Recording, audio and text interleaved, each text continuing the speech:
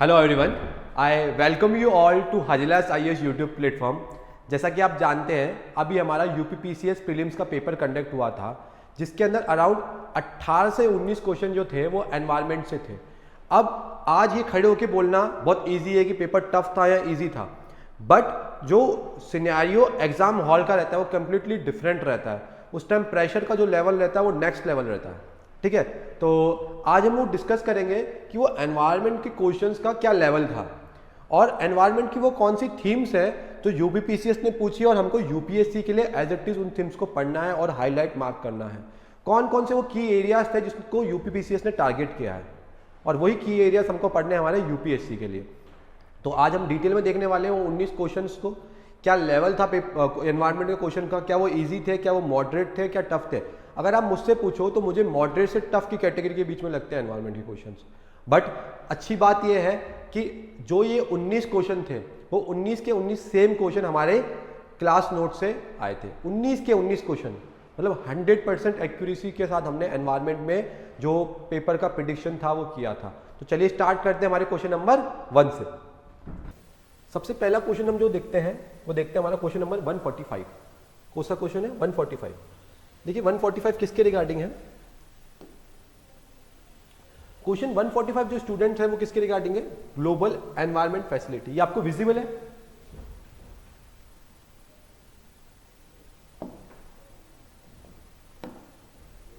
किसके रिगार्डिंग है? Global environment facility, GEF के रिगार्डिंग क्वेश्चन है और दो स्टेटमेंट दे रखा है कि इन दोनों में से क्या करेक्ट है। पहली स्टेटमेंट क्या दी है इसको पढ़ते हैं। इट वॉज स्टैब्लिश्ड इन 1991, इसकी जो स्थापना हुई थी 1991 में हुई थी। सेकेंड स्टेटमेंट क्या कहता है? Only the developed countries are donors, कि जो डेवलप कंट्री है वो सिर्फ और सिर्फ वही डोनेट कर सकते हैं। ठीक है, सबसे पहले हमको बेसिक पता होना चाहिए ग्लोबल एनवायरनमेंट फैसिलिटी के रिगार्डिंग। जब भी हम एनवायरनमेंट पढ़ते हैं तब हम एक चीज ध्यान रखते हैं स्टूडेंट्स, वो क्या है कि जो जहां भी फंडिंग की बात होती है एनवायरनमेंट के प्रोजेक्ट्स की, वेदर अगर मैं फंडिंग बात करूं क्लाइमेट चेंज की, या मैं बात करूं बायोडाइवर्सिटी की, या मैं बात करता हूं डेजर्टिफिकेशन की, तो मेरे दिमाग में एक जो ऑर्गेनाइजेशन आती है that is global environment facility, जो बच्चों कब बना गया था हमारा 1991 के अंदर, जो हमारे एनवायरनमेंट के सारे प्रोजेक्ट्स को फंड करने का काम करता है। आपने सुना होगा भारत के अंदर स्वच्छ भारत मिशन चलता है, जिसके अंदर अगर आप देखते हैं कि डेली सुबह को हमारे यहाँ पे घरों में के बाद कचरे वाली गाड़ी आती है। अगर आप उस कचरे वाली गाड़ी के को इजी अच्छे से पढ़ेंगे या उस पर कोई स्पॉन्सर स्कीम पढ़ेंगे या उधर की कुछ गाड़ी को अपन डिटेल में जाके देखेंगे तो आपको मालूम लगेगा पावर्ड बाय GEF, मतलब जो हमारे इंडिया का स्वच्छ भारत मिशन है उसको भी कौन स्पॉन्सर कर रहा है? हमारा GEF, ग्लोबल एनवायरनमेंट फैसिलिटी। इतनी बड़ी ये ऑर्गेनाइजेशन है। वेदर बात हो यहाँ पे क्लाइमेट चेंज की, या बात हो बायोडाइवर्सिटी की, या फिर आपकी बात हो डेजर्टिफिकेशन की, अगर टर्म एनवायरनमेंट से रिलेटेड है तो फंडिंग 98% केसेस में किसकी होती है? GEF की होती है। कब बना था? 1991 में। और हमको पता है 1992 में हमारा क्या आ गया था? हमारी रियो अर्थ समिट भी आई थी। क्या आई थी? रियो अर्थ समिट आई थी ना स्टूडेंट्स? रियो अर्थ समिट भी आई थी, जिसमें हमारा एक बॉडी निकली थी UNFCC क्लाइमेट चेंज के रिगार्डिंग, एक बॉडी हमारी निकली थी बायोडाइवर्सिटी के रिगार्डिंग CBD, और एक बॉडी हमारी निकली थी डेजर्टिफिकेशन के रिगार्डिंग। ये तीन बॉडीज आई थी, ये तीन बॉडीज आई थी। तीनों को फंडिंग की जरूरत पड़ेगी तो फंड कौन करेगा? फंड करेगा हमारा GEF, ग्लोबल एनवायरनमेंट फैसिलिटी। आते हैं हमारे क्वेश्चन पे। क्वेश्चन के अंदर स्टूडेंट्स ये क्या कह रहा है कि जो ग्लोबल एनवायरनमेंट फैसिलिटी है इसके अंदर सिर्फ जो डोनेट करेगा वो डेवलप कंट्रीज करेंगे। आपको पता है जब ये वर्ड्स होते हैं हमारे ओनली वाले, वो जनरली गलत होते हैं, पर अभी हम ये ट्रिक्स से सॉल्व नहीं कर रहे, अभी हम कंसेप्ट पे खेलेंगे। तो यहां पे ये कह रहा है कि ओनली डेवलप नेशंस जो है वही डोनेट करेगी। पॉसिबल नहीं ना, इंडिया डेवलपिंग है, बट क्या हम अफ्रीका के अंदर एनवायरनमेंट के प्रोजेक्ट्स नहीं चलाते हैं? बिल्कुल चलाते हैं। तो जो डेवलपिंग कंट्रीज है लाइक इंडिया, वो भी तो डोनेट करती है। वो भी तो जो अफ्रीका जैसी कंट्रीज हैं जो बहुत ज्यादा क्या हो गई हैं, पिछड़ गई हैं, उन पे एनवायरनमेंट के प्रोजेक्ट्स चलाती हैं, वहां पे सैनिटाइजेशन का काम करती हैं। तो इस क्वेश्चन का बच्चों आंसर हो जाएगा it was established in 1991, that is true, ये सही है। और आपको याद कैसे करना है कि भाई 5 जून 1992 को रियो अर्थ समिट हुई थी, जिसके अंदर तीन ऑर्गेनाइजेशन आई थी, क्लाइमेट चेंज, बायोडाइवर्सिटी और डेजर्टिफिकेशन। उनको फंडिंग की जरूरत तो पड़ेगी, तो फंडिंग कौन देगा? तुम्हारा GEF। तो इस क्वेश्चन का आंसर बच्चों क्या हो जाएगा? ओनली 1, दैट इज तुम्हारा D. D would be the right answer.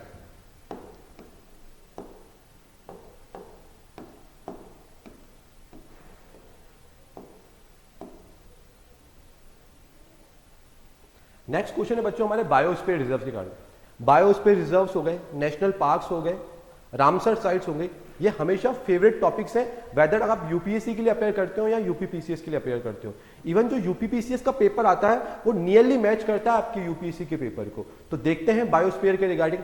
अब बच्चों को ये होता है कि सर इतने सारे बायोस्फीयर कैसे याद करें, इतने सारे हम लोग अपना नेशनल पार्क कैसे याद करें, वेटलैंड कैसे याद करें, सब कंफ्यूजन हो जाता है। तो हम सोचते हैं कि कैसे with the help of tricks हम इनको याद करें। चलिए स्टार्ट करते हैं। 3 बायोस्फीयर दे रखे, 3 स्टेट देख रखे, और यहां पे आपको नोट करना है कि बोला क्या है, which of the following is not correct. यहां पे नॉट वर्ड जो है वो आपका कीवर्ड है। सबसे पहले हम बात करते हैं नौकरिक। अब आपको नौकरिक बायोस्फीयर क्या पता हो सकता है, नहीं पता हो सकता है, पर आपको पता है ना मेघालय का हाईएस्ट पीक क्या है? नौकरिक है ना, जो अपने गारो हिल्स पे स्थित है। तो आपको बायोस्फीयर नहीं पता, पर आपको ज्योग्राफी तो पता है कि नौकरिक जो पीक है स्टूडेंट्स वो कहां है? वो आपके मेघालय में है। कहां है? मेघालय में है। ठीक है, तो Manipur is not the right option. फिर हम आते हैं मानस। हमने मानस नेशनल पार्क भी के बारे में जाना है, और मानस के रिगार्डिंग के बारे में हमको एक चीज तो पता है कि मानस में क्या पाया जाता है? 1 हॉर्न राइनो, एक सींग वाला गेंडा पाया जाता है। वो मानस की क्या है, एक खासियत है। मानस कहां पर है? आपके असम में है। और अगस्त्यमलाई के बारे में पता है कि हमारा वो कहां पे स्थित है? केरला के अंदर स्थित है। तो 2 और 3 तो हमारा राइट है, दैट इज श्योर, हमको पता ही पता है। या मान के चलो आपको ये तो पता है कि दूसरा सही है, तो देखो दूसरा कहां पर है? दूसरा यहां है, यहां है। तो ए और सी तो आंसर नहीं ही हो सकता, क्योंकि आपको सेकंड क्या में आप कंफर्म हो कि भाई 1 हॉर्न राइनो कहां पाए जाते हैं? मानस में पाए जाते हैं, और मानस क्या है? आसाम में है। आइदर आंसर इसका ये होगा या फिर ये होगा। और आपको पता है कि भाई जो नौकरी पीक है वो कहां पर है आपके बच्चों? वो है आपके मेघालय में। मेघालय का हाईएस्ट पीक है, तो ये मणिपुर ना होकर क्या होगा? मेघालय होगा। तो डी वुड बी इसका राइट आंसर। तो ये 2 क्वेश्चन थे जो हमारे एनवायरमेंट से आए थे। नेक्स्ट क्वेश्चन पे चलते हैं। नेक्स्ट क्वेश्चन है हमारा क्वेश्चन नंबर 143। ठीक है, जब भी हम क्लास में पढ़ते हैं तो मैं आपको ऑलिव रेड-लेग टर्टल्स के बारे में बताता हूं कि ये क्या है, एक तरह के माइग्रेटिव स्पीसीज है, एक प्रवासी जीव है। क्या है? प्रवासी जीव है। ऑलिव रेड-लेग टर्टल्स कहां से आते हैं बच्चों? ये प्रशांत महासागर, पैसिफिक ओशन से इंडियन ओशन पे आते हैं और नेस्टिंग करते हैं। ठीक है, उसी के रिगार्डिंग क्वेश्चन है। आपको पता होगा उड़ीसा के अंदर ये मास नेस्टिंग करते हैं। आप कमेंट बॉक्स में जरूर बताइएगा कि इनकी मास नेस्टिंग को क्या कहा जाता है। क्या बोल, जब ऑलिव रेड-लेग टर्टल्स आते हैं और जब वो मास नेस्टिंग करते हैं तो उस टर्म को क्या कहा जाता है? आप डेफिनेटली मुझे कमेंट बॉक्स में बताइएगा। तो देखिए ये पूछ रहा है ऑपरेशन ओलिविया। ओलिविया से आपको कैच करना है कि ये किसके बारे में बात कर रहा है? ऑलिव रेड-लेग टर्टल्स के रिगार्डिंग बात कर रहा है। ठीक है, तो ये क्या कर रहा है कि जो हमारी इंडियन कोस्ट गार्ड है, जो हमारी कोस्ट की रखवाली करती है, उन्होंने उड़ीसा के अंदर ये एक मिशन चलाया था ऑपरेशन ओलिविया 1988 के अराउंड, कि भाई जिससे वो कोस्ट को क्या करेंगे? क्लीन करेंगे। और ये जो ऑलिव रेड-लेग टर्टल्स हैं जिनकी जो पॉपुलेशन है वो नियरली क्या होती जा रही है? कम होती जाती है। तो उनको प्रोटेक्ट करना था, कोस्ट की क्लीनिंग करनी थी। तो उसके रिगार्डिंग कोस्ट गार्ड ने चलाया था, इंडियन कोस्ट गार्ड ने, to protect olive red leg turtles along the coast of Orissa. That is true. अब जब हम बच्चों को ऑलिव रेड-लेग टर्टल्स पढ़ाते हैं, और आपको पता है स्पीसीज वाला टॉपिक तो यूपीसी का कितना फेवरेट है, जिसमें ऑलिव रेड-लेग टर्टल्स पे तो क्वेश्चन पूछ भी चुका है 2 बार। तो सेकंड स्टेटमेंट बच्चों क्या है कि जो ऑपरेशन ओलिविया है वो मास नेस्टिंग जो होती है अपने ऑलिव रेड-लेग टर्टल्स की, उनको प्रोटेक्ट करने के लिए, मतलब एनवायरमेंट क्या, लोग आते थे बीचेस पे आते थे, कैंस छोड़ के जाते थे, गंदगी करके जाते थे, तो उससे प्रोटेक्ट करने के लिए अपन ने ऑपरेशन ओलिविया किया था। तो ये पूछ रहा है जो ऑलिव रेड-लेग टर्टल्स है वो नेस्टिंग कौन से मंथ में करते हैं? यहां दिया हुआ है August, the nesting time period of olive red leg turtles, तब ये मिशन चलाया गया था। That is wrong. Olive red leg turtles अगस्त से पैसिफिक ओशन से चलना स्टार्ट करते हैं, नवंबर दिसंबर तक ये इंडियन ओशन में आते हैं, मतलब प्रशांत महासागर से हिंद महासागर में आते हैं, और फिर उड़ीसा के आसपास आके ये क्या करते हैं? मास नेस्टिंग करते हैं। क्या करते हैं स्टूडेंट्स? मास नेस्टिंग करते हैं। तो जो स्टेटमेंट 2 है आपका वो that is wrong. State 1 is right. तो इस क्वेश्चन का आंसर क्या हो जाएगा? ओनली 1। तो only 1 is your right answer. Next जो हमारा क्वेश्चन है दैट इज हमारा क्वेश्चन नंबर 139।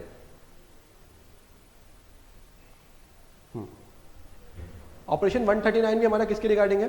एक एनवायरमेंट का मिशन है, मिशन लाइफ के रिगार्डिंग है। किसके रिगार्डिंग है? Mission life. मिशन लाइफ को क्या बोलते हैं? Mission life style. ठीक है, ये हमारे ऑनरेबल पीएम ने दिया था। कब दिया था? जब ग्लासगो में सबमिट हुई थी तब उन्होंने दिया था। चलिए स्टेटमेंट पढ़ते हैं। It was launch in June 22, that is right. It was idea propose by COP25 in Madrid Spain. No, Madrid Spain में नहीं हुआ था, ये सबमिट हुआ था। कहां पर हुआ था ये सबमिट अपना? ये हुआ था हमारे ग्लासगो के अंदर, ग्लासगो यूके। कहां हुआ था? ग्लासगो यूके, वहां आपका ये सबमिट हुआ था।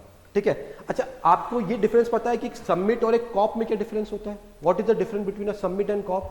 स्टूडेंट, जो सबमिट होती है ना, वो मेनली गवर्नमेंट ऑर्गेनाइजेशन के द्वारा किए जाते हैं। सबमिट्स के अंदर कोई रिनाउंड पर्सनालिटी जाता है, सबमिट के अंदर कोई टॉप लेवल की हायरार्की वाला आदमी जाता है। वेदर हमारे ऑन पीएम हो सकते हैं, प्रेसिडेंट हो सकते हैं, एनवायरमेंट मिनिस्टर हो सकते हैं, फॉरेन मिनिस्टर हो सकते हैं। तो सबमिट के अंदर डेफिनेटली गवर्नमेंट बॉडीज रहती है। वहीं कॉप के अंदर, कॉन्फ्रेंस ऑफ पार्टी के अंदर, गवर्नमेंट बॉडीज भी रह सकती है, प्राइवेट प्लेयर भी रह सकते हैं, एनजीओज भी रह सकते हैं, स्टूडेंट्स भी रह सकते हैं, साइंटिस्ट भी रह सकते हैं, एनीथिंग। गवर्नमेंट प्लस प्राइवेट कोई भी पार्टिसिपेट कर सकता है कॉप के अंदर। बट मैं सबमिट की बात करूं तो सबमिट में डेफिनेटली एंड डेफिनेटली आपका कौन रहता है? सिर्फ और सिर्फ गवर्नमेंट लोग रहते हैं, गवर्नमेंट बॉडीज रहती है। उसमें भी टॉप लेवल के, देखा होगा ना, ASEAN summit PM Modi ji गए, ब्रिक्स समिट फॉरेन मिनिस्टर गए। तो जब बात होती है समिट्स की, तब हम याद रखिएगा कि जो टॉप लेवल गवर्नमेंट बॉडी होती है वो जाती है।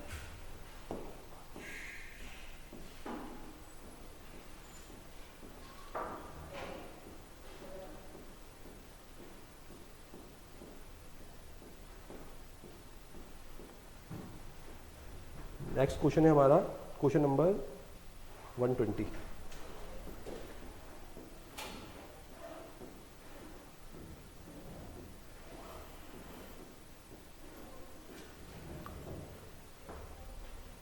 क्वेश्चन नंबर 120 जो है हमारा, वो सस्टेनेबल डेवलपमेंट गोल्स के रिगार्डिंग है, एसडीडी के रिगार्डिंग है।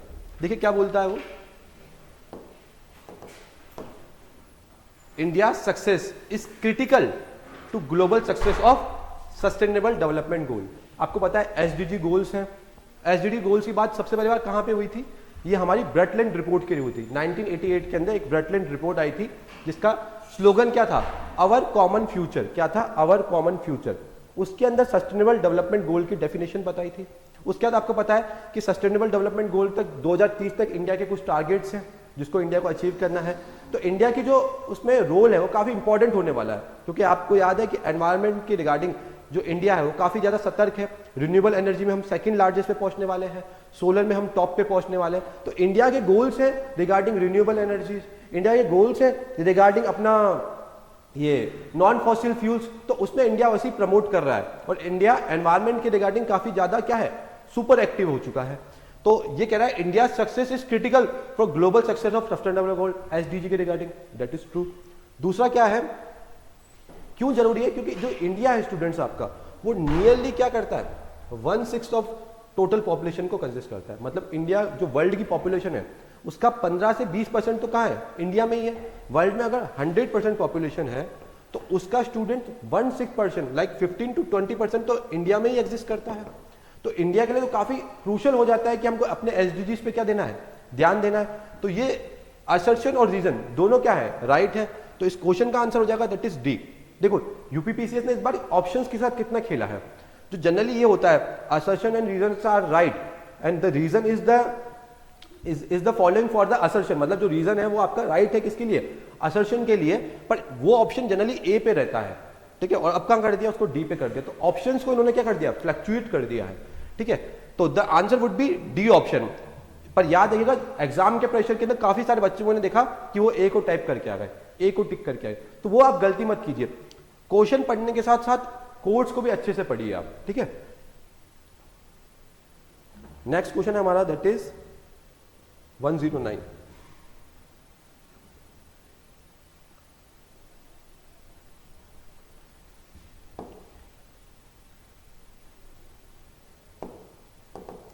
क्वेश्चन नंबर 109 है बच्चों आपके रिगार्डिंग इंटरनेशनल सोलर अलायंस। ये काफी इंपॉर्टेंट एक ऑर्गेनाइजेशन हो जाता है, क्योंकि आप देखेंगे स्टूडेंट्स जो मोस्ट ऑफ इंटरनेशनल ऑर्गेनाइजेशन होते हैं उनके हेडक्वार्टर कहीं ना कहीं कहां होते हैं बच्चों, उनके हेडक्वार्टर्स जो होते हैं वो फॉरेन कंट्रीज में होती है। बट ये एक ऐसे ऑर्गेनाइजेशन है जिसको इंडिया ने लीड किया, जिसका हेडक्वार्टर भी कहाँ है, इंडिया के अंदर स्थित है। और कहाँ पे, गुड़गांव के अंदर। इसका हेडक्वार्टर कहाँ स्थित है, अपने गुड़गांव के अंदर, गुरुग्राम, जिसका नाम चेंज हो गया, गुरुग्राम के अंदर इसका हेडक्वार्टर है। अच्छा, यहां तक तो सब बच्चों को बेसिक बेसिक पता होता है, बट मैं अगर आपसे पूछूं कि कौन सी कॉप के अंदर इसको बनाया गया था, कौन सी कॉन्फ्रेंस ऑफ पार्टी थी, तो आपका आंसर होगा कि सर पेरिस के अंदर क्या हुई थी, कॉप हुई थी, ठीक है, कॉप 21, जिसके अंदर हमने क्या किया गया था, पेरिस इंटरनेशनल सोलर अलायंस को स्टैब्लिश किया गया था। इंडिया और फ्रांस दोनों लीडिंग एजेंसीज थी इंटरनेशनल सोलर अलायंस के रिगार्डिंग। इसका एक स्लोगन भी दिया था उन्होंने, दैट इज क्या, one world one grid and one sun initiative. साथ ही साथ हमने सोलर एनर्जी को प्रमोट करने के लिए क्या बनाया था, सोलर बैंक भी बनाया गया था। तो स्टेटमेंट 2 तो राइट है। स्टेटमेंट 1 पढ़ते हैं। It is the first treaty based on the intergovernmental organisation, जिसका हेडक्वार्टर इंडिया में नहीं। ये फर्स्ट ट्रीटी तो नहीं है। इंडिया को आजाद हुए इतने साल हो गए, इससे पहले कितनी ट्रीटीज हुई होंगी, तो जो ये कह रहा है कि it is the first treaty, that is wrong. ठीक है, तो आंसर वुड बी तुम्हारा 2 only, that is option A. Next question would be our question number 98।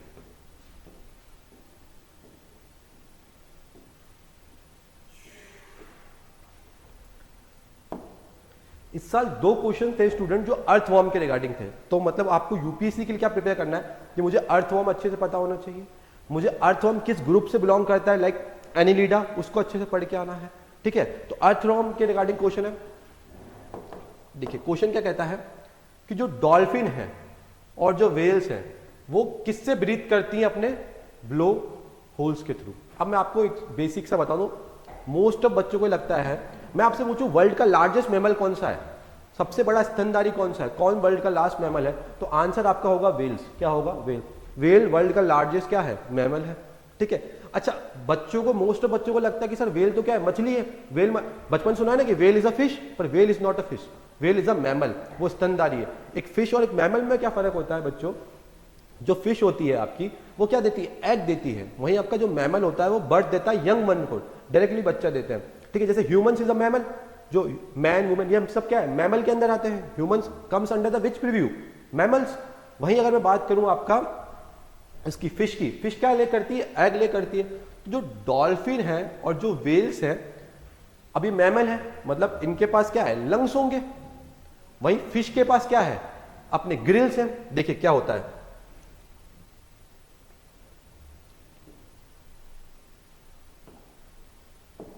अगर मैं स्टूडेंट बात करूं एक फिश की और एक मैं बात करूं किसकी, वेल की।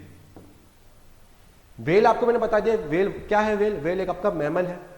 तो अगर वेल मैमल है तो सांस लेने के लिए इसको क्या चाहिए होंगे, लंग्स चाहिए होंगे। और आपको फिश के अंदर पता है, फिश के अंदर क्या होते हैं, ग्रिल्स होते हैं। क्या होते हैं, ग्रिल्स होते हैं। इसलिए जो वेल होते हैं या डॉल्फिन होते हैं, इनको वाटर की क्या आना पड़ता है, बाहर आना पड़ता है, आउटसाइड आना पड़ता है। पानी के बाहर क्यों आना पड़ता है, ताकि सांस ले पाए। मछलियां पानी के अंदर रह सकती हैं, क्यों, क्योंकि इनके पास क्या होता है, इनसाइड वाटर, क्योंकि ये पानी के अंदर ही रह सकते हैं। तो ये डिफरेंस होता है, याद रखिएगा। जो अगर मैं बात करूं सबसे बड़ा मैमल कौन सा है अपने वर्ल्ड पे, पूरी दुनिया में सबसे बड़ा मैमल कौन है, तो well. But well is not a fish. हमको बचपन से लगता है कि वेल हो गई, डॉल्फिन है, ये सब क्या है, फिश है, पर ये फिश नहीं है, ऑल आर मैमल्स। ठीक है, तो डॉल्फिन और वेल जो होती हैं वो ब्रीथ करती हैं थ्रू ब्लो होल्स। कैसे होते हैं ब्लो होल्स, देखेंगे आप, देखिए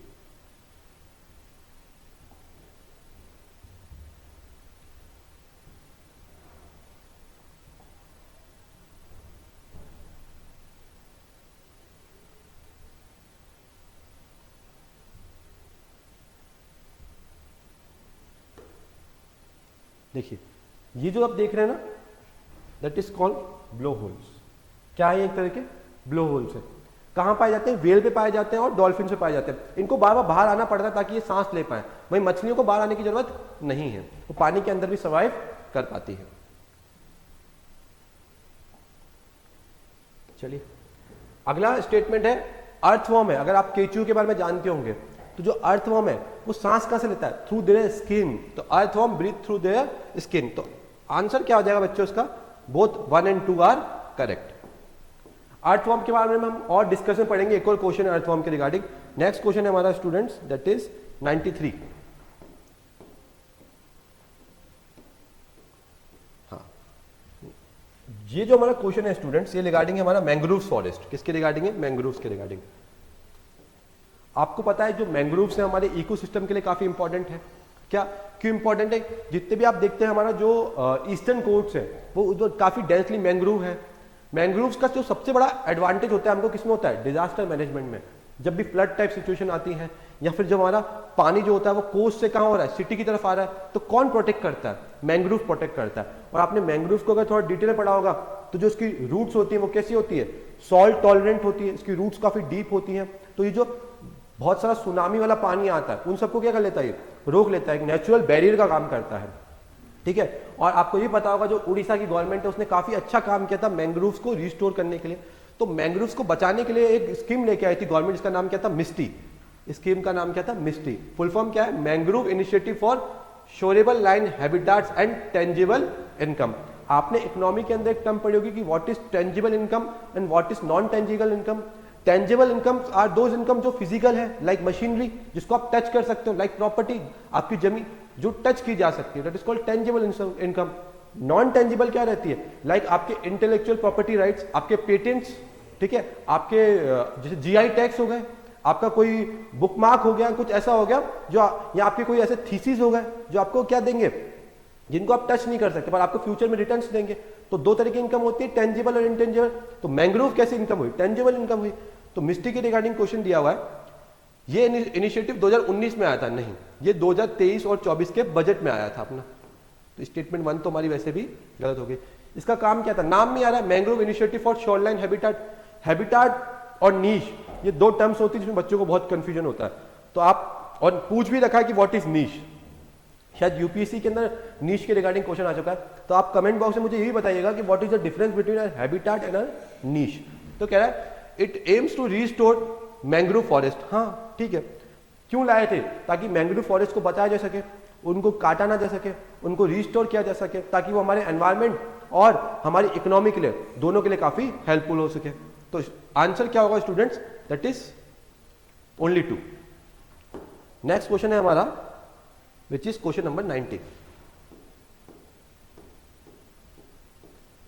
एक क्वेश्चन आया था बायोस्फीयर रिजर्व के कारण, एक क्वेश्चन आया नेशनल पार्क के रिगार्डिंग। तो जो 104 नेशनल पार्क है इनको याद करने का ट्रिक है, आप आधे घंटे पौन घंटे की वीडियो से पूरे नेशनल पार्क कवर कर सकते हैं। आधे घंटे पौन घंटे की वीडियो में आप पूरे बायोस्फीयर रिजर्व कंप्लीट कर सकते हैं। चलिए स्टार्ट करते हैं। मैच द फॉलोइंग करना है। आपको पता होगा जो दच्चीगम नेशनल पार्क है वो हमारे कहां स्थित है? जम्मू कश्मीर में स्थित है। Second, Keoladeo national park Rajasthan में, जिसको हम क्या कहते हैं? पक्षियों का स्वर्ग भी कहते हैं।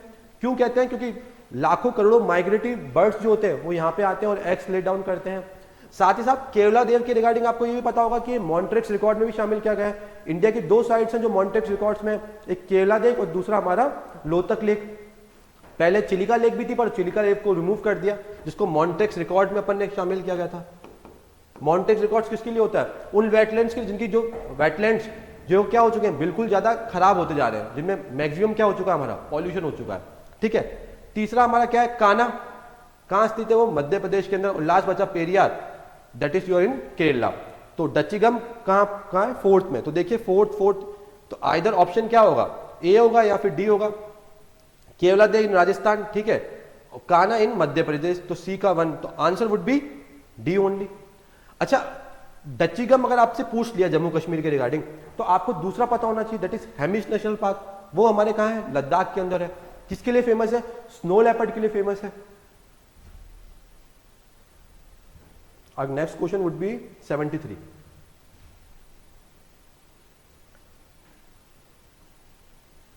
देखो अर्थवर्म पे दूसरा क्वेश्चन आ गया, तो अर्थवर्म काफी इंपॉर्टेंट हो जाएगा।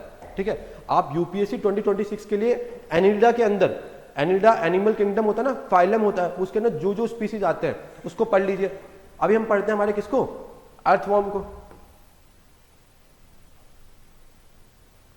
अर्थवर्म को हिंदी बच्चों क्या कहते हैं? केचुआ कहते हैं। देखा भी होगा आपने केचुए को। अर्थवर्म क्या होता है? इसको हम कहते हैं किसान का मित्र, फ्रेंड ऑफ फार्मर। क्यों? क्योंकि ये क्या करता है? इनटेक भी सॉइल करता है और एक्सक्रीट भी क्या करता है, सॉइल करता है, मतलब खाता भी सॉइल है और निकालता भी सॉइल है। बट जो ये सॉइल खा रहा है और जो निकाल रहा है उसमें डिफरेंस है। जो ये सॉइल खा रहा है वो कम फर्टाइल है, जो सॉइल निकाल रहा है वो क्या है, ज्यादा फर्टाइल है। इसके लिए हम इसको क्या कहते हैं, फ्रेंड ऑफ फार्मर कहते हैं। और इवन ये तो किसका काम कर रहा है, एक नेचुरल फर्टिलाइजर का काम कर रहा है ना, हमको आर्टिफिशियल फर्टिलाइजर की जरूरत ही नहीं है। तो केचुए को हम क्या कहते हैं, फ्रेंड ऑफ फार्मर कहते हैं। क्यों, क्योंकि ये क्या करता है, नेचुरल आपके आपकी नेचुरल फर्टिलाइजर का काम करता है। क्या करता है, नेचुरल फर्टिलाइजर का काम करता है। तो स्टेटमेंट 1 इज राइट।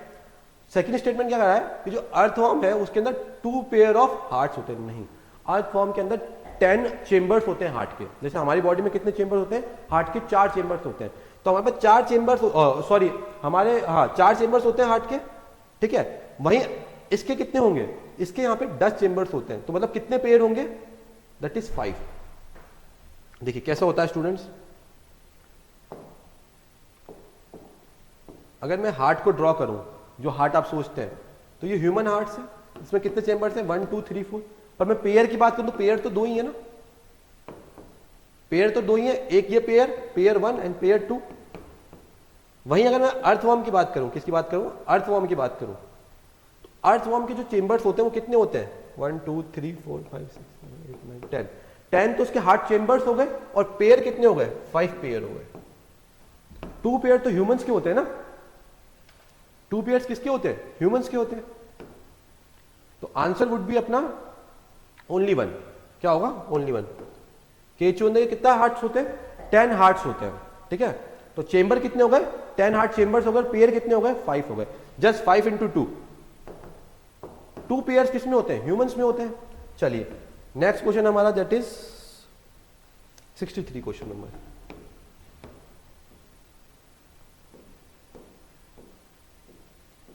देखो क्वेश्चन नंबर 63 जो है स्टूडेंट्स, वो किसके रिगार्डिंग है, हमारे ट्रॉपिकल एवरग्रीन फॉरेस्ट के रिगार्डिंग। किसकी है, ट्रॉपिकल एवरग्रीन फॉरेस्ट। जब हम एनवायरमेंट पढ़ते हैं तो हम different type of climate and vegetations पढ़ते हैं, तो उसमें हम पढ़ते हैं ट्रॉपिकल एवरग्रीन फॉरेस्ट। और आपको पता है सबसे ज्यादा जो ट्रॉपिकल एवरग्रीन फॉरेस्ट है वो कहां पाए जाते हैं, ब्राजील में। कहां पर, ब्राजील में।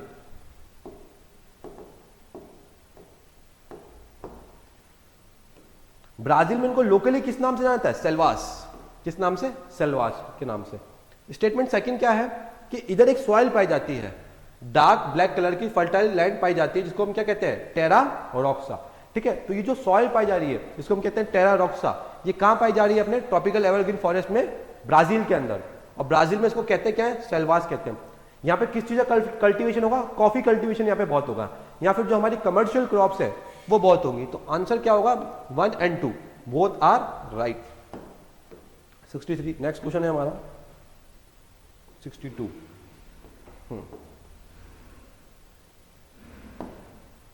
अब देखिए यहां भी क्या कह रहा है कि which of the following is not correctly matched. यहां पे नॉट वर्ड को इंपॉर्टेंट लगा दीजिएगा, जब भी एग्जाम में पेपर सॉल्व करें तो नॉट को गोला कर दीजिए। पढ़ते हैं तीनों। सबसे पहली बात, इंटरनेशनल ओजोन डे कब सेलिब्रेट होता है हमारा, 16 सितंबर, ठीक है। आपको ये पता होना चाहिए कि सेलिब्रेट होता क्यों है, उस दिन हुआ क्या था। इस दिन बच्चों आया था 1987 के अंदर मॉन्ट्रियल प्रोटोकॉल। क्या आया था, मॉन्ट्रियल। मॉन्ट्रियल एक जगह है कहां, कनाडा में। तो यहां क्या आया था, मॉन्ट्रियल प्रोटोकॉल। क्या आया था, मॉन्ट्रियल प्रोटोकॉल आया था। दूसरा क्या था, वर्ल्ड एनवायरनमेंट डे 5 जून 1992 के अंदर। क्या हुआ था इस टाइम, रियो अर्थ समिट। क्या हुई थी, रियो अर्थ समिट।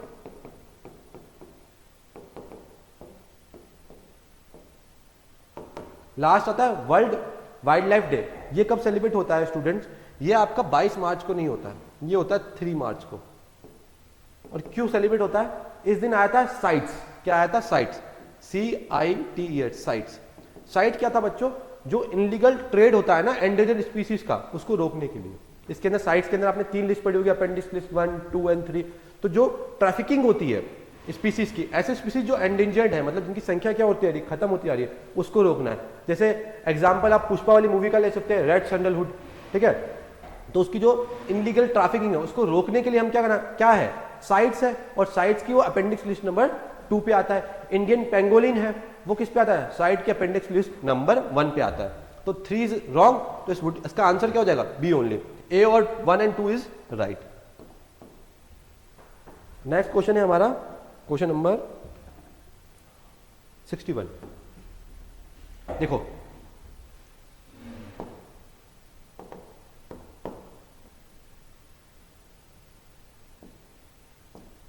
जब एनवायरमेंट पढ़ते हैं तो हम पढ़ते हैं वेरियस टाइप ऑफ स्पीसीज, उसमें एक स्पीसीज पढ़ते हैं हम that is called indicator species, संकेतक प्रजातियां।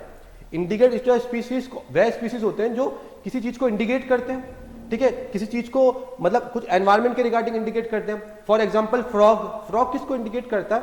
फ्रॉग हमारी ह्यूमिडिटी को इंडिकेट करता है, आर्द्रता को इंडिकेट करता है, मॉनसून को इंडिकेट करता है। आज से लाखों हजारों साल पहले जब कुछ इतनी टेक्नोलॉजी थी नहीं, तब कैसे मालूम चलता था कि बारिश होने वाली है? तो अगर आपको याद हो ना कि जब भी बारिश का टाइम होता है तो फ्रॉग्स आ जाते हैं, तो फ्रॉग्स को इंडिकेट कर रहे हैं आप। फ्रॉग्स इंडिकेट करते हैं आपके स्टूडेंट्स ह्यूमिडिटी को, फ्रॉग्स इंडिकेट करते हैं किसको? रेनफॉल को, ठीक है। तो इसी तरह एक और स्पीसीज है दैट इज कॉल्ड लाइकिन्स। क्या होता है? लाइकिन्स, दलदल जैसा दिखता है लाइकिन्स, ठीक है। तो लाइकिन्स किसको इंडिकेट करते हैं? पॉल्यूशन को। किसको? Lichens are very good indicator of pollution, true, ठीक है। दूसरा क्या है? लाइकिन्स बच्चों आपके ऐसे स्पीसीज है जो जब लाइफ स्टार्ट हुई थी, उसको हम कहते हैं पियोनियर स्पीसीज। जब लाइफ का बिल्कुल उद्गम ही हुआ था, जब लाइफ बिल्कुल स्टार्ट हुई थी, पहला लाइफ का सक्सेशन स्टार्ट हुआ था, तब आपने सुना होगा मॉस था, लाइकिन्स था, एल्गीज थी, ठीक है। ये है वो स्पीसीज जो बिल्कुल स्टार्टिंग में थे, ठीक है। तो लाइकिन्स बहुत स्टार्टिंग वाले स्पीसीज हैं, सबसे पुराने स्पीसीज हैं, प्रिमिटिव स्पीसीज हैं। तो यार उस टाइम पॉल्यूशन होता होगा क्या? नहीं। तो ये कैसे स्पीसीज है? ये वो स्पीसीज हैं जो क्लीन एनवायरनमेंट में ग्रो करेंगे। स्टेटमेंट क्या बोलता है?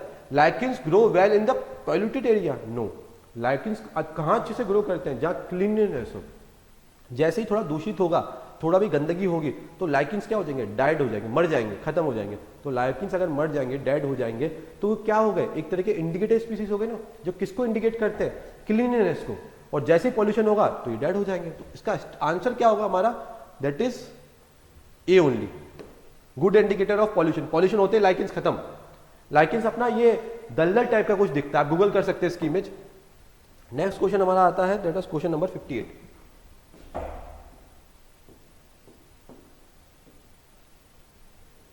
देखिए, रामसर साइट के रिगार्डिंग क्वेश्चन है, और ये क्वेश्चन सीधा यूपीएससी से उठाया हुआ। अब मैं यूपी का नहीं हूं, बट मैं फिर भी इस क्वेश्चन को अटेम्प्ट करता। क्यों? वाई? मैं क्यों अटेम्प्ट करता इस क्वेश्चन को? ऐसा क्या है इस क्वेश्चन के अंदर? देखिए, मैं नहीं कहता कि आप पूरे के पूरे 93 रामसर साइट्स को याद कीजिए, that is very impossible. But मैं कहूंगा आपको कुछ तो याद होंगी। जैसे ये रुद्र सागर जो है, वो यूपीएससी ने 3 बार पूछ रखा है। अब रुद्र सागर को याद करने का तरीका क्या है कि भाई 3 औरतें हैं जिन्होंने रुद्र रूप ले रखा है, तो त्रिपुरा के अंदर क्या है? रुद्र सागर है। त्रिपुरा में क्या है? रुद्र सागर है। तो आपको मालूम चल गया ये तो रॉन्ग है, तो आपको पता है कि 3 रॉन्ग है, तो 3 3 3, तो आपको मालूम चल गया डी तो इसका आंसर नहीं होगा। फिर सुल्तानपुर नेशनल पार्क, इसको याद करने का सिंपल तरीका है, आपने सुल्तान मूवी देखी है, सुल्तान कहाँ का था? हरियाणा का था। सुल्तान नेशनल पार्क कहाँ का है हमारा? हरियाणा का। तो ये भी गलत, रॉन्ग हो गया। तो 3 और 4 क्या हो गए? रॉन्ग हो गए। तो 58 का आंसर क्या हो जाएगा हमारा? बी। नेक्स्ट क्वेश्चन पे आते हैं, दैट इज हमारा क्वेश्चन नंबर 51।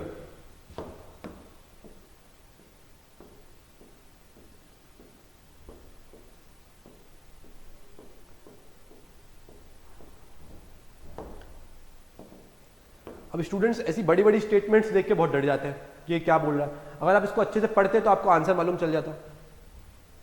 चलिए पढ़ते हैं। स्टूडेंट, जो ये स्टेटमेंट है ना, ये किसके रिगार्डिंग दी हुई है? ये सस्टेनेबल डेवलपमेंट गोल्स के रिगार्डिंग दी हुई है, एसडीजी के रिगार्डिंग दी हुई है, सस्टेनेबल डेवलपमेंट के रिगार्डिंग दी हुई है।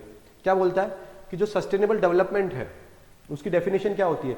भाई कि प्रेजेंट की नीड्स को फुलफिल करना और फ्यूचर की जो नीड्स है उसके साथ भी कॉम्प्रोमाइज नहीं करना। तो वही लिखा हुआ है, sustainable development should take place without damaging the environment and development in the present time. Present time में डेवलपमेंट करना है, without, should not compromise the need of future. Present की नीड भी फुल करो और फ्यूचर का क्या करना, उसको डिग्रेड मत करो, एनवायरमेंट का ध्यान करो।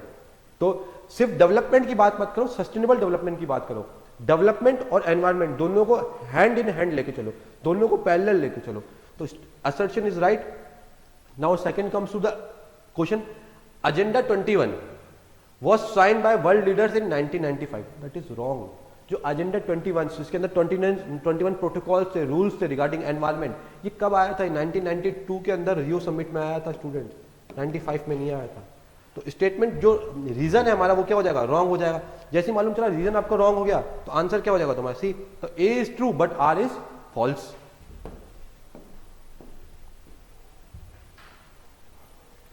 Next question is 45। Question number 45 है स्टूडेंट्स आपके रिगार्डिंग किसके, ओजोन लेयर के रिगार्डिंग। किसके रिगार्डिंग है, ओजोन लेयर के रिगार्डिंग। अच्छा ओजोन लेयर आपको क्या पता होगा कि भाई ओजोन लेयर कहां होती है।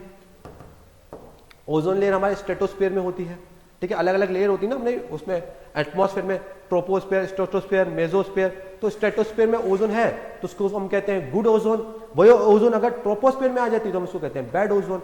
तो जब हमारी स्ट्रेटोस्फीयर में ओजोन है, ठीक है, तो वो क्यों है, क्योंकि वो हमको प्रोटेक्ट करती है किससे, यूवी रेडिएशन से। जो हार्मफुल यूवी रेडिएशन आती है सन की, उससे हमको कौन प्रोटेक्ट कर रहा है, हमारी ओजोन लेयर प्रोटेक्ट कर रही है। इसीलिए तो अपना क्या आया था, वियना कन्वेंशन आया था और मॉन्ट्रियल प्रोटोकॉल आया था। उसके बाद किगाली एग्रीमेंट आया था। ये तीनों हम एग्रीमेंट और कन्वेंशन पढ़ते हैं किसके रिगार्डिंग, ओजोन के रिगार्डिंग। तो ओजोन लेयर हमारे को शील्ड प्रोवाइड करती है regarding ultraviolet radiation. Statement 1 is right, ठीक है। बट ओजोन क्या हो रहा था, डिप्लीट हो रही थी, उसमें होल हो रहा है, वो पतली सी होती जा रही है। क्यों पतली होती जा रही है, क्योंकि हम बहुत ज्यादा में क्या यूज कर रहे हैं, एसीज को यूज कर रहे हैं, रेफ्रिजरेटर्स को यूज कर रहे हैं। और एसी एंड रेफ्रिजरेटर में हमारा क्या यूज होता है, क्लोरोफ्लोरोकार्बन CFC या फिर हाइड्रोक्लोरोफ्लोरोकार्बन। ये गैस क्या होती है, काफी हार्मफुल होती है। तो statement 1 and 2 both are right. Next question है हमारा क्वेश्चन नंबर 45 तो हो गया। नेक्स्ट क्वेश्चन है हमारा 28।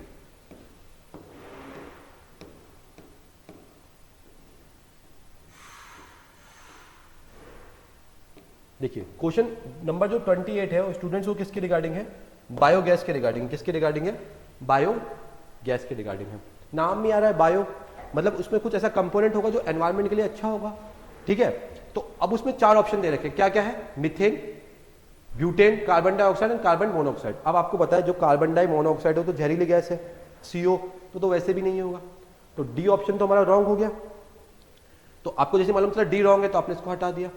अब ब्यूटेन, प्रोपेन और ब्यूटेन कहां यूज होता है, LPG के अंदर। तो वो कैसे हो सकता है बायोगैस, वो तो हमारा लिक्विफाइड पेट्रोलियम गैस होगा। तो स्टेटमेंट 2 भी रॉन्ग हो जाएगी। तो 2 और 4 तो गलत हो गया हमारा। तो देखो 2 कहां लिखा हुआ है, 2 यहां लिखा हुआ है, 2 यहां लिखा हुआ है। सीधा आप आंसर किससे पहुंच गए, डायरेक्टली आंसर। तो आपको थोड़ी भी नॉलेज है और थोड़ा भी आपको कंसेप्चुअल क्लैरिटी है तो आप क्वेश्चन सॉल्व कर दोगे, ट्रस्ट मी, ठीक है। अब अगर मीथेन की बात करूं तो मीथेन क्या होती है, मीथेन तो मेरी एक नेचुरल गैस है जिसको मैं किससे, CH4 से लिखता हूं। और आपने CNG की गाड़ी देखी होगी, कंप्रेस नेचुरल गैस जो घरों के बाहर चलती हैं, जो हमारे ऑटोज होते हैं CNG में होते हैं, उसमें 92% तो मीथेन ही होती है, ठीक है। तो methane is the component of biogas and carbon dioxide is the component of biogas. 28 question हो गया। नेक्स्ट क्वेश्चन पे आते हैं 22 एंड 21। 2 क्वेश्चन रहेगा बच्चों। 22 क्वेश्चन है, हम एनवायरनमेंट के रिगार्डिंग काफी टाइप की डेफिनेशंस देखते हैं। तो उसमें एक डेफिनेशन हम देखते हैं कैरिंग कैपेसिटी। किसकी डेफिनेशन देखते हैं हम, कैरिंग कैपेसिटी की। तो कैरिंग कैपेसिटी मतलब क्या होता है कि एक एनवायरनमेंट की कैपेसिटी है, ठीक है, उतना ही एक्सट्रैक्ट करो जितना क्या कर सके एनवायरनमेंट रिस्टोर कर सके। इतना ज्यादा एनवायरनमेंट से चीजें, मतलब इतना ज्यादा पेड़ मत काट लो, इतना ज्यादा प्रकृति को नुकसान मत पहुंचा दो कि वो रिस्टोर ना कर पाए, ठीक है। तो कैरिंग कैपेसिटी उसको कहते हैं। तो क्या लिखा है, the rate of resource extraction should remain about the resource generation. मतलब जितना जनरेट कर रहा हूं उससे ज्यादा एक्सट्रैक्ट कर दूं नहीं, जितना जनरेट कर रहा हूं उससे कम एक्सट्रैक्शन करूं ना, तभी तो संतुलन बैठ पाएगा, बैलेंस बैठ पाएगा। तो ये तो गलत हो गया। सेकंड स्टेटमेंट क्या कहता है, जनरेशन ऑफ वेस्ट, जो हम वेस्ट बता रहे हैं, अवशिष्ट निकालें, should remain with in the absorption capacity of the environment. उतना ही वेस्ट निकालो जितना एनवायरमेंट क्या कर सके, अब्जॉर्ब कर सके। तो statement 2 is right, statement 1 is wrong. Answer क्या हो जाएगा, ए। लास्ट क्वेश्चन है रिगार्डिंग हिमालयन माउंटेन्स। आपको अगर हिमालयन माउंटेन्स के बारे में आपने थोड़ा पढ़ा है या ज्योग्राफी में अपने हिमालय माउंटेन्स को डिटेल में देखा है, तो हिमालय माउंटेन में डिफरेंट वेजिटेशन पाया जाता है, विभिन्न प्रकार की वनस्पति पाई जाती है। क्यों पाई जाती है विभिन्न प्रकार की वनस्पति, क्योंकि विभिन्न टाइप का क्लाइमेट है वहां पे। अगर मैं हिमालयन सिस्टम की बात करूं students, if I am talking about Himalayan system, अगर मैं हिमालय सिस्टम की बात करूं, अगर मैं बात करूं हिमालयन सिस्टम की,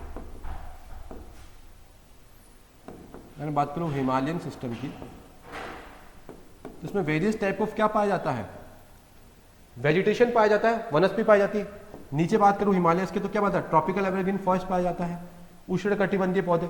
फिर पाया जाता है टेम्परेट, फिर पाया जाता है tundra, in the last we have alpine. तो वेरियस टाइप ऑफ वेजिटेशन पाया जा रहा है। और ये वेजिटेशन क्यों पाया जाता है कि वेरियस टाइप ऑफ क्लाइमेट है हमारे पास, ठीक है। वेरियस टाइप ऑफ क्लाइमेट होने का वेरियस टाइप ऑफ क्या आ रहा है, वेजिटेशन आ रहा है।